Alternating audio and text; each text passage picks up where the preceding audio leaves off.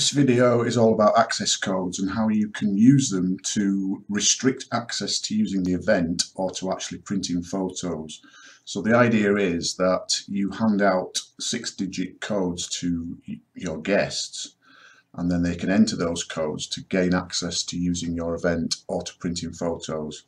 So here I've got an event that's just a start screen, a get ready screen, take photo screen, a photo options screen, and a thank you screen.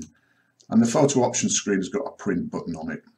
So I'm going to restrict access to this event. On the start screen, I'm going to require the users to enter a code, and then I'll show you also how you can require the users to enter a code when they choose to print. So how do we do that? If you go into settings, oh by the way, we need version 7.6.36 of RightBooth for these new features. So go into settings and then into the security tab, and in here you'll see a new section which is access codes. So what you need to do is create some codes. So hit the create button, choose how many codes you want to create. I'm going to go for 100, and RightBooth automatically generates 100 random 6-digit codes, and here they are. Now these codes are single-use codes, and you'll see what happens when I use a few of them later.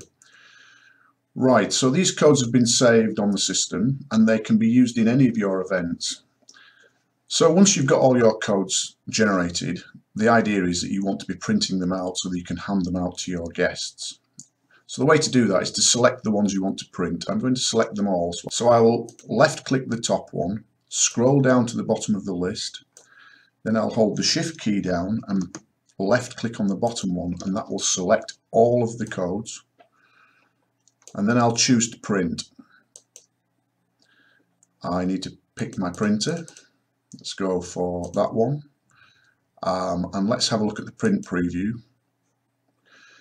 And here it's showing me what it will look like when I print out the codes. So there's plenty of white space around them, so it's very easy for you to chop them up into small pieces and hand them out to your guests. I'm just going to remember this first code here, which is 969648. So the first thing I'm going to do is to require the user to enter one of those 6-digit access codes in order to play the event. So go into the designer, event structure, and look in start, and there is a new option here, move on from the start screen with an access code. So simply tick that, and that will turn on the feature for this event only. I'll just save it now, play the event. So I'm being asked to move on by clicking the mouse, so I'll click the mouse and an access code panel appears. So if I type in any old numbers and try and move on, it will tell me that this is not a valid code.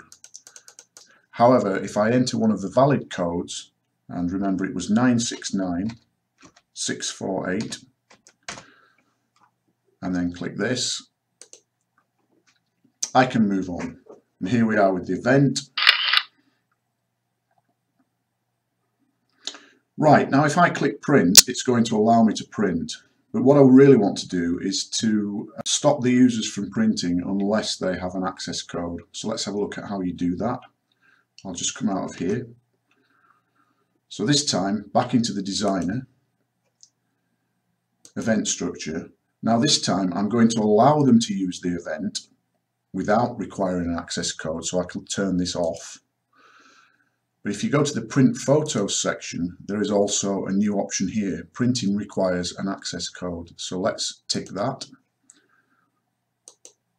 I'm going to save it again. Right, let's play the event. If I click now, I'm straight on. Get ready for the photo.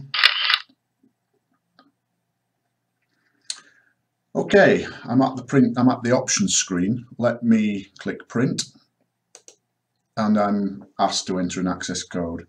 Now, if I type in 969648, the one that I used before, and try this, it tells me that this code has already been used. I do have another one, 554604 from the list. Let's tick that, and it's printing. Let's go back into settings, back to security, and if you look at the list, you can see that the two codes that I've used have actually got a hash character appended to them, and that signifies to me that those two codes have been used. In other words, they can't be used again. They're single-use codes, and the rest of the codes in this list are all still available for use. Other things you can do here is, if you want to perform your own work with these codes, you can select the ones that you want, you can copy them, and then obviously you can paste them into something like a spreadsheet or another word processor, so that you can do what you want with these codes and how you want to distribute them yourselves. You can also remove codes, so I could delete these two by highlighting them and then removing them. You can also create more codes, and that will append more codes to this list. And you can also remove all the codes if you wish, to clean the slate back to a clean slate. Let's just do that. Remove. So that's really all there is to it. I hope you find it useful.